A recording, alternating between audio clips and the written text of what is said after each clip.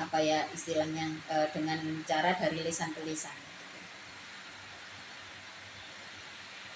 Nabi Musa pada saat itu diangkat kitab sucinya, al-wahynya diangkat lagi, kemudian memilih 70 orang.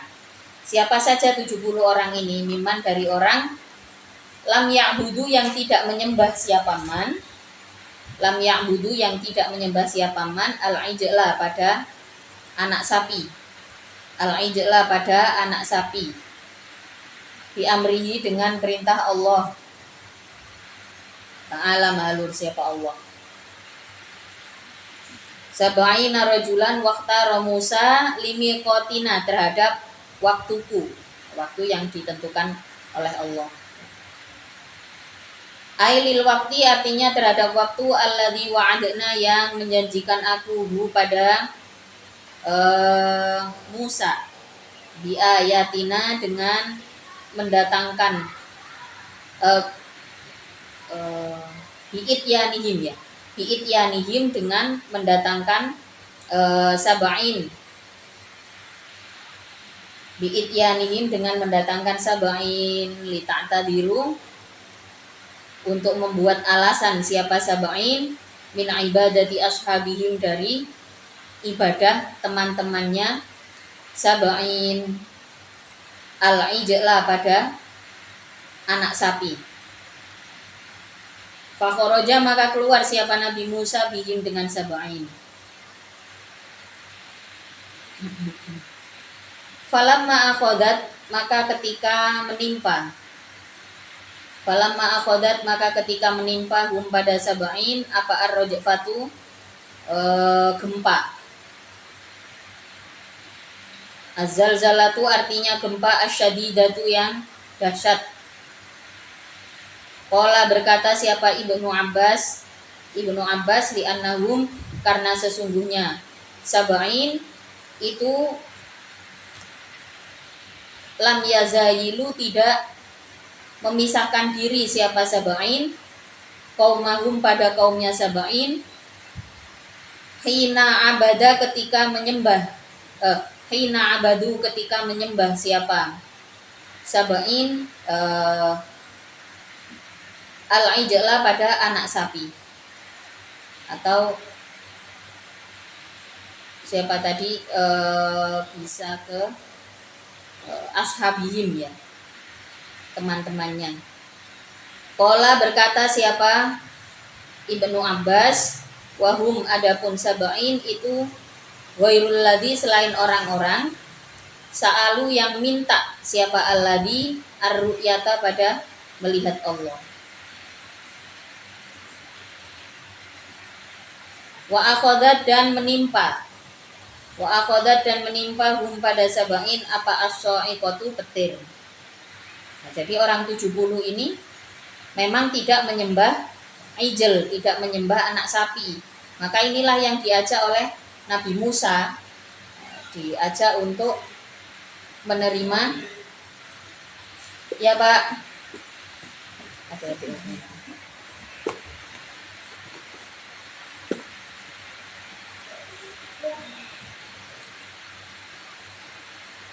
Diajak untuk menerima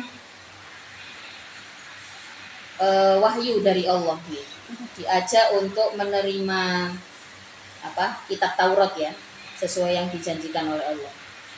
Nah, tapi 70 orang ini memang tidak menyembah ya, tapi tidak mau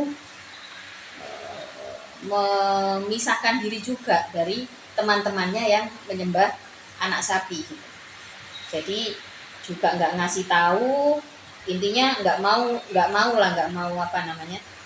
70 orang ini tahu kalau menyembah ijl itu sesuatu yang salah, tapi tidak memperingatkan gitu ya. Juga seakan-akan nggak mau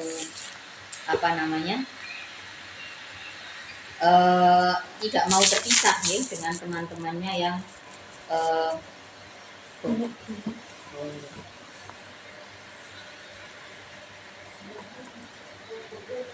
falamma akhodat umur rajfatu, kemudian akhirnya mereka tertimpa gempa. Katanya di sini bisa jadi juga bukan ar-rajfah, tapi hanya mendapatkan gemuruh petir gitu ya, sekedar ancaman dari Allah. Karena bagaimanapun dia masih lumayan gitu, nggak ikut-ikutan menyembah sapi emas. Qala berkata siapa Musa, Nabi Musa, Robbi wahai Tuhanku, lau syi'ta apabila menghendaki engkau, ahlakta maka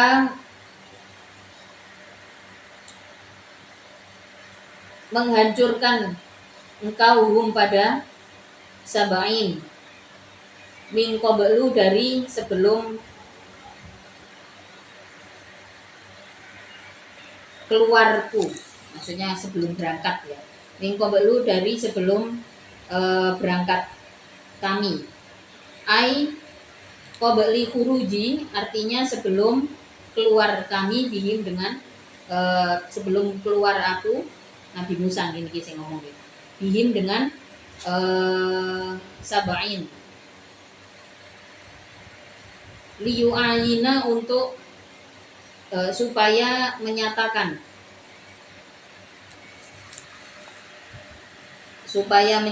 siapa Bani Israel dalika pada ahlakatuhum tersebut, wala yattahimuna dan tidak salah paham siapa Bani Israel ini kepadaku. Rabbi lau syi'ta ahlaktahum min qabl wa iyaya dan pada diriku. Ya Allah, jika engkau berkehendak bisa saja kau hancurkan mereka dan juga saya sebelum kami pergi menemuimu untuk menerima kitab Taurat. Wa iyaya dan kepadaku, atuhliku apakah merusak Tuhan pada kami bima dengan perkara fa'ala yang melakukan siapa as-sufaha'u orang-orang bodoh minna dari kami. Nabi Musa memelas kepada Allah.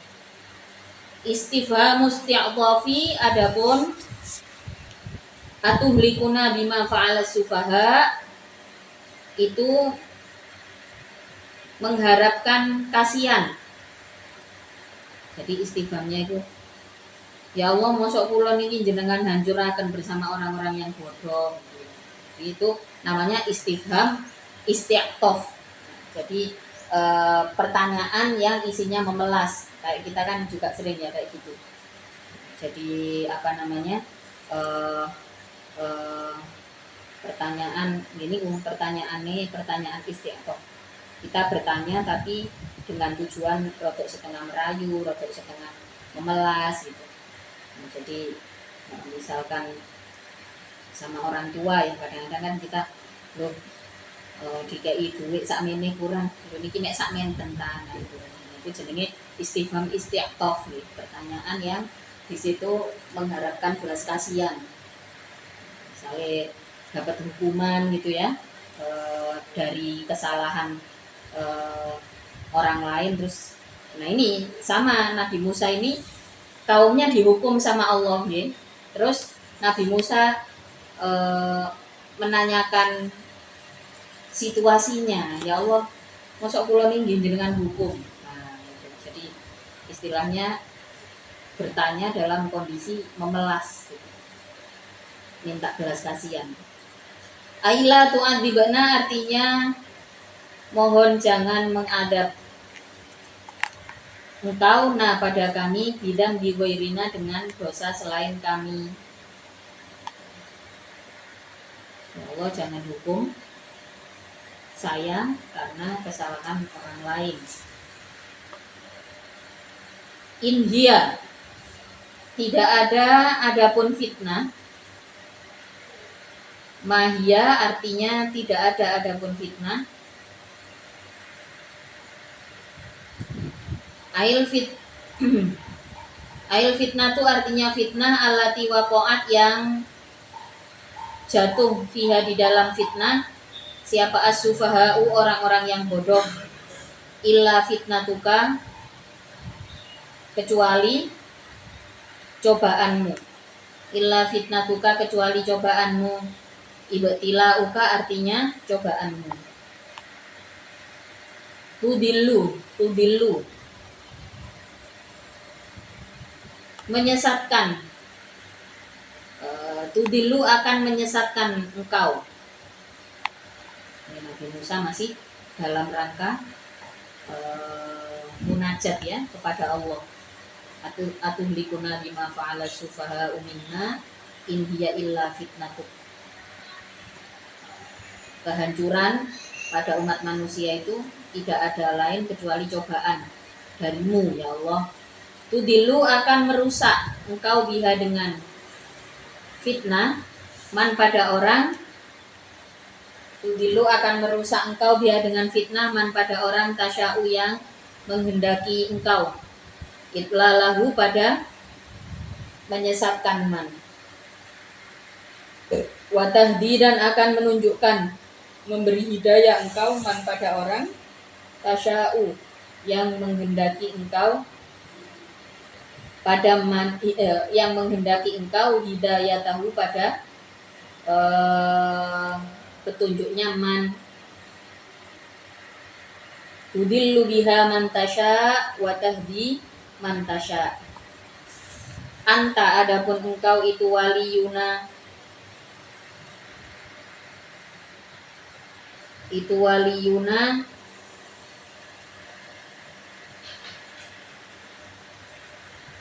pelindung kami. Mutawalli umurina artinya pelindung perkara-perkara kami. Faufir, maka mengampunilah Tuhan lana pada kami. Warhamna dan mengasihilah Tuhan na pada kami. Wa anta adapun Tuhan itu khairul ghafirina, paling baiknya para pengampun.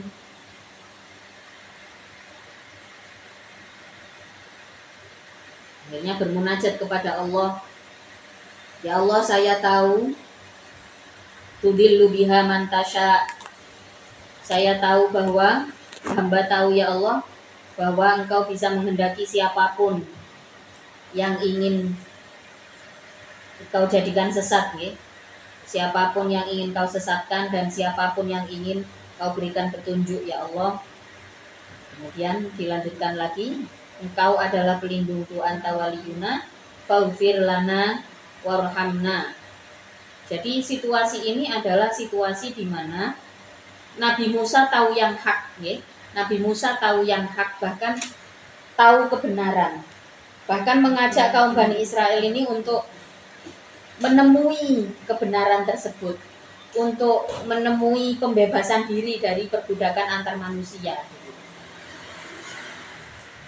Nabi Musa mengajak kepada kaumnya untuk hidup dengan lebih bebas sebagai hamba Allah, bukan sebagai hambanya manusia.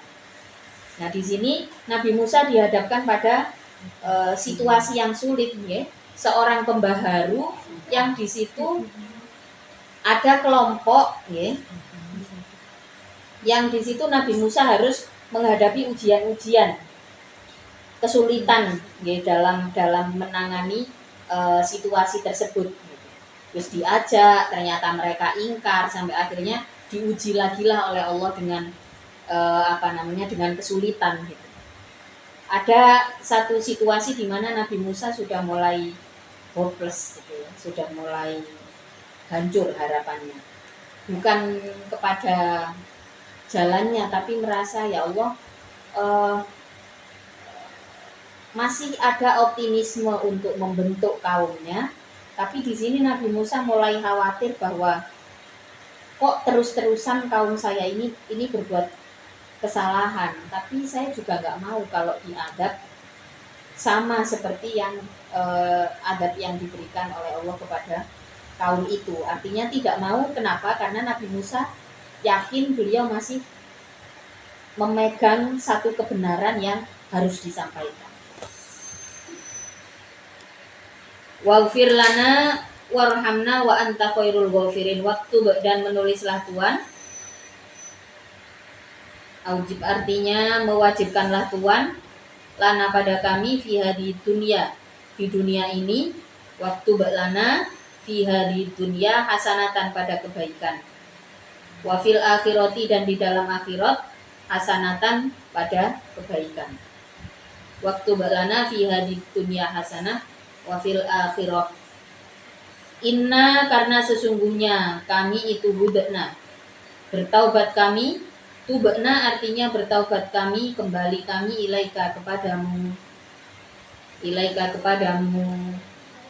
Jadi bagaimanapun ketika kita membawa sebuah keinginan yang baik, ya, sebuah keinginan yang mulia dan di situ diuji dengan penolakan. Biasanya memang begitu. Ada hal baik yang kita yakini dan kita harus membawa orang-orang. Jadi pada setiap amanah gitu ya. Di sini sebenarnya Allah siapkan jamaah. Jamaah itu kelompok. Pada setiap kompetensi Allah itu sudah siapkan masa atau orang-orang. Yaitu tadi ya. Ya pada setiap kebenaran di situ ada kelompok yang disiapkan oleh Allah untuk orang-orang ini berada dalam kebenaran yang diamanahkan kepada kita. Jadi di setiap amanah kebaikan itu ada jamaah yang disiapkan oleh Allah. Biasanya ini beriringan dengan penolakan. Nah, ini akan beriringan dengan penolakan. Inilah yang dihadapi oleh Nabi Musa. Di situ ada penolakan yang bertubi-tubi sampai beliau sendiri khawatir bagaimana kalau kebenaran ini nantinya belum tersampaikan dan saya ikut diazab bersama dengan kaum saya gitu. Padahal saya ini berbeda ya Allah. Jadi Nabi Musa masih ada pesimisnya, masih optimis tapi berat gitu ya. Sudah mulai hampir putus asa, tapi putus asa itu adalah sifat yang tidak mungkin dimiliki oleh seorang nabi gitu. Tapi sudah hopeless sampai berdoa kepada Allah, waghfir lana warhamna fa anta khairul ghafirin, terus waktu lana fi hadhihi dunya hasanah wa fil akhirati hasanah. Inna hudana ilaik. Sampai mengatakan ya Allah saya bertaubat kepadamu wis karena udah gak ada harapan apa-apa. Ini level keimanan para nabi. Kadang kalau manusia biasa nih diuji di puncak onoe tetep komplain sama Allah. Ya Allah kula niku pun ngeten ya Allah napa kok tasik ngeten. Ya Allah salah kula napa kok kula tertimpa niki ya Allah. Kalau level keimanan para nabi ketika semakin diuji dengan penolakan, apa kata Nabi Musa? Inna hudana ilaik, ya Allah aku bertaubat kepadamu. Nah, jadi sampean lek kepengin dungane mustajab nggih ya tobat. Ojo tambah mempertanyakan opo a opo o kula pun koyo ngeten. Terus bagaimana kalau apa istilahnya wasilah terhadap amal soleh. Jadi kalau di dalam Islam kita kan bisa ini, kita harus kepepet, kita udah nggak bisa, udah seakan-akan nggak ada jalan. Pasti ada nih situasi ini. Semua orang pasti akan mendapati situasi ini. Apa yang bisa kita lakukan? Kita bisa bisa ambil perantara amal soleh. Amal soleh paling berat yang pernah kita lakukan apa? Ya Allah di masa lalu saya pernah begini. Mudah-mudahan wasilah dari amal itu ya Allah jadikanlah pahalanya menjadi solusi dari masalah yang saat ini saya hadapi. Kalau dalam Islam boleh seperti itu ya, jadi kita istilahnya apa ya, kita wasilah dengan amal soleh yang pernah kita lakukan ya, dan ini akan menjadi perhatian dari Allah gitu, akan menjadi perhatian ya Allah saya pernah begini, tapi tetap di akhir kita mengikuti akhlak para nabi. Apa? Di saat semakin berat penolakan yang dirasakan, semakin melihat ke arah diri kita sendiri, kemudian kita bertaubat kepada Allah. Jadi ini kalau kita lihat cerita-cerita para nabi itu selalu seperti itu ya, seperti yang dialami oleh Nabi Musa. Qala, berkata siapa Allah Ta'ala. Kemudian Allah menjawab dari doanya Nabi Musa. Adzabi adapun azabku, adzabi adapun siksaku itu usibu akan menimpakan aku bihi dengan adab man pada orang asya'u yang menghendaki aku ta'wibahu pada siksa nyaman, ta'wibahu pada siksa nyaman, warahmati dan adapun rahmatku itu wasiat meluas apa rahmat. Amat artinya melober apa rahmat kulla syai'in pada setiap perkara fid dunia di dunia. Jadi di saat mentalnya Nabi Musa sudah mulai menciut, ya, merasa bahwa ya Allah, kenapa kok justru saya merasa seperti ini ya Allah, seperti tidak lagi ada kesempatan ya, untuk menyampaikan kebenaran. Kok umat saya ini bangele kok gini, sampai di situ ada mulai hampir nggak percaya diri lah sama Allah ya. Kemudian ditegaskan lagi oleh Allah, adabi usibu bihi man asya, siksaku akan menimpa siapapun yang ku kehendaki. Kemudian warahmati, di sini bukan kemudian, yang dikatakan oleh Allah dan rahmatku, menggunakan wawu atof. Usibu bihi man asya, adabi usibu bihi man asya, warahmati dan rahmatku. Jadi ini kalau menerjemahkan nggak boleh pakai kata kemudian. Jadi dan sama kemudian itu dua makna yang berbeda. Jadi kalau wawu atau dan ya bahasa Indonesianya ya, itu kan limut lakil jam'i. Kalau kita ngomong adabi, kalau Allah mengatakan adabi warahmati, nah ini berarti wawunya nggak boleh diartikan kemudian. Kalau kemudian itu adalah summa, artinya tentu berbeda. Dan sama kemudian itu rentang waktunya berbeda. Kalau dan artinya bersamaan, mutlakil jam'i, bersamaan keduanya secara mutlak. Nah, kalau diterjemahkan dengan kata kemudian, ini berarti ada rentang waktu. Kemudian itu berarti adabnya dulu baru rahmatnya. Tapi tidak, pada ayat ini Allah menggunakan pada ayat ini digunakanlah wawu atof. Yang artinya apa? Ini beriringan. Azab Allah terhadap orang yang dikehendaki itu akan dijatuhkan oleh Allah. Demikian juga dengan rahmatnya. Rahmat Allah itu meluas. Jadi sekalipun azab itu sudah ditentukan, oh ini orangnya nanti dapat siksaku gitu ya. Dan itu kan sesuai kehendak Allah, itu haknya Allah.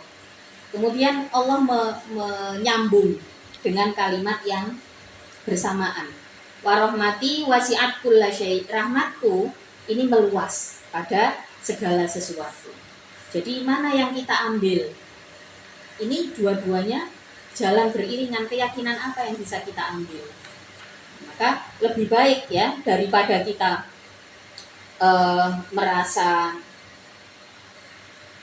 sebagai orang yang daripada ya pada ayat ini ya, daripada Nabi Musa itu merasa mulai tidak percaya diri. Loh, ingat ya. Jadi istilahnya Gusti Allah niku berkata kepada Nabi Musa gitu ya. Ingatlah bahwa rahmatku itu meluas pada segala sesuatu.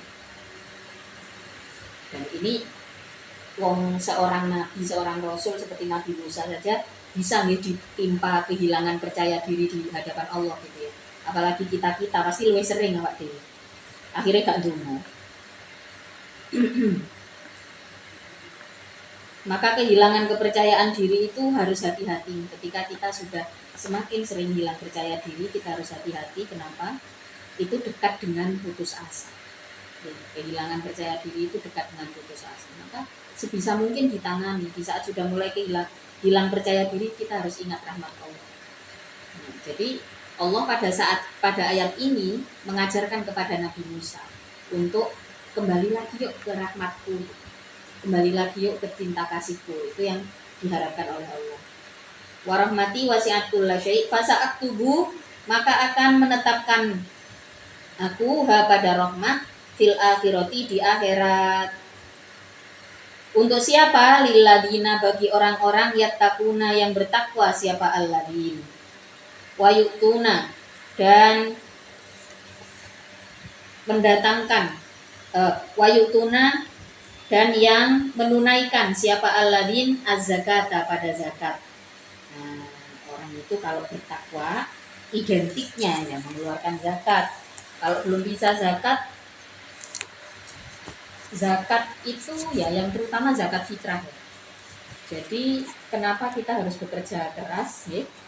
Setidaknya kalau zakat mal kan kita harus situasinya harus kaya raya gitu. Harus kaya banget. Nah, ini luar biasa. Ketentuan zakat fitrah dalam umat Islam, di dalam agama Islam itu luar biasa. Zakat fitrah itu, zakat mal itu dikeluarkan di saat sudah memenuhi kuota, sudah memenuhi kuota untuk mengeluarkan zakat. Ini jauh lebih bijak daripada pajak. Nek dihitung-hitung, wong Indonesia itu gak perlu zakat mal. Soalnya apa wis dipajak ambek negara. Kita yang nggak punya apa-apa cuman beli motor aja, motor. Nilainya cuman berapa sih pajaknya? Wis gak usah motor. Kapan hari saya makan di soto Cak Har. Jangan biyen koyo regane ku 20.000 gitu. Ini mangan mek 20 mek 200. Mangan tok itu wis termasuk pajak. Jadi semua hal ditarik pajak di negara kita ini. Kira-kira lagi dihitung orang Indonesia itu gak perlu bayar zakat mal. Nah kalau zakat ya udah yang penting zakat kita. Karena kan kalau zakat mal itu lebih bijak dari pajak. Gitu. Istilahnya apa? Kalau zakat mal itu memenuhi kuota, gitu, ada haulnya kan gitu ya. Harta harus tertimbun 1 haul kan gitu. Itu baru diwajibkan zakat mal. Tapi kalau pajak enggak. Tiap bulan, tiap makan kita dikenai pajak. Ada pajak kendaraan. Penghasilan sih guru mesti, pajak wis mesti. Jadi sedekahnya wakil orang Indonesia itu menang pemerintah. Ya semoga ahli surga kabeh. Jadi rahmat Allah itu akan diberikan kepada siapa? Yang pertama adalah orang-orang yang bertakwa. Bertakwa di sini adalah kompetitif dalam kebaikan. Kemudian wayu'tuna zakat, dan orang-orang yang menunaikan zakat.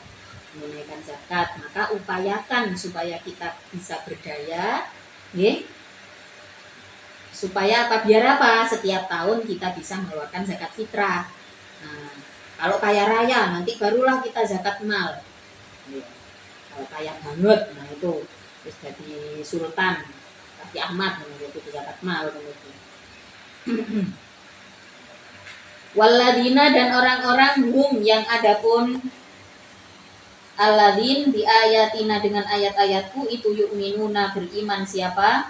Alladzin waladina, yaitu orang-orang yattabi'una, yang mengikuti siapa alladzin ar-rasula, pada para utusan, an-nabiyya, yang menjadi nabi, ar-rasula an-nabiyya al-ummiyya, yang ummi, yang tidak baca tulis.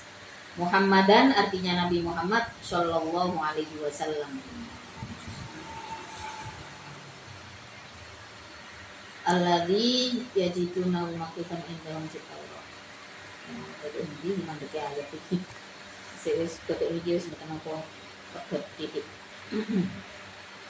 Jadi kalau kita ingin mendapatkan rahmat Allah, maka kita penuhilah itu. Ya, kompetitif dalam kebaikan. Lilladina yattaqun wa yu'tuna zakah, menunaikan zakat, kemudian percaya dengan ayat-ayat Allah dan mengikuti ajaran Rasulullah Shallallahu Alaihi Wasallam. Alladzina yajidunahu maktuban indahum fit Taurah wal Injil, ya'muru bil ma'ruf wa yanhauna 'anil munkar, wallahu ta'ala a'lamu bis-shawab. Al-Fatihah.